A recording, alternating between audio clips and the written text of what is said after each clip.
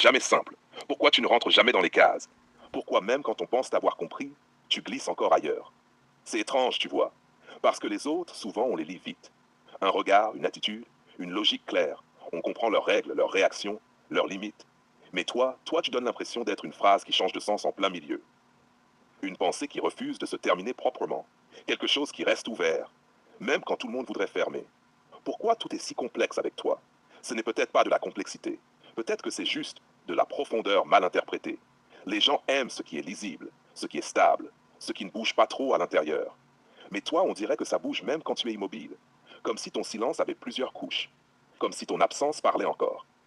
Et ça dérange. Parce que ça oblige à ralentir, à regarder plus longtemps, à ne pas conclure trop vite. Pourquoi tu n'es jamais comme tout le monde? Mais est-ce que comme tout le monde existe vraiment? Ou est-ce juste une illusion confortable? On appelle simple ce qu'on a déjà réussi à classer.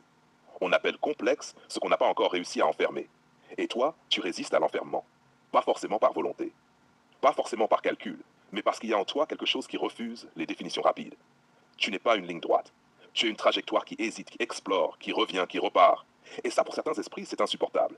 Parce qu'ils veulent une réponse. Toi, tu proposes une nuance. Ils veulent une certitude. Toi, tu la fais trembler. Pourquoi tu fais ça? Pourquoi tu ne réponds jamais simplement? Pourquoi même tes silences semblent répondre à autre chose?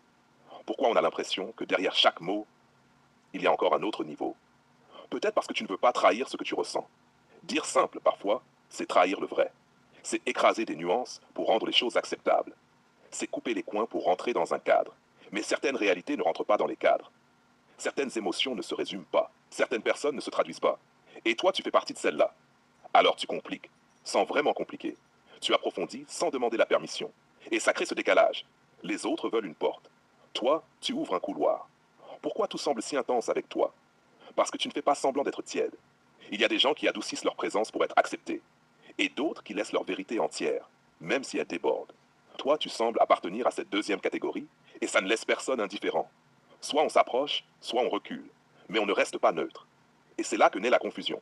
Parce que les gens ne savent pas toujours gérer ce qui ne se neutralise pas. Pourquoi tu ne deviens pas plus facile? Mais la vraie question peut-être, c'est pas pourquoi tu es comme ça. C'est qui a décidé que tu devais être facile? Qui a décrété qu'une personne devait être lisible, prévisible, simple à consommer? Les êtres humains ne sont pas des résumés. Ce sont des contradictions en mouvement. Et toi, tu refuses de perdre cette contradiction. Même si ça dérange, même si ça fatigue, même si ça isole parfois. Parce que simplifier trop, ce serait disparaître un peu. Alors tu restes entier. Et ça ne plaît pas à tout le monde.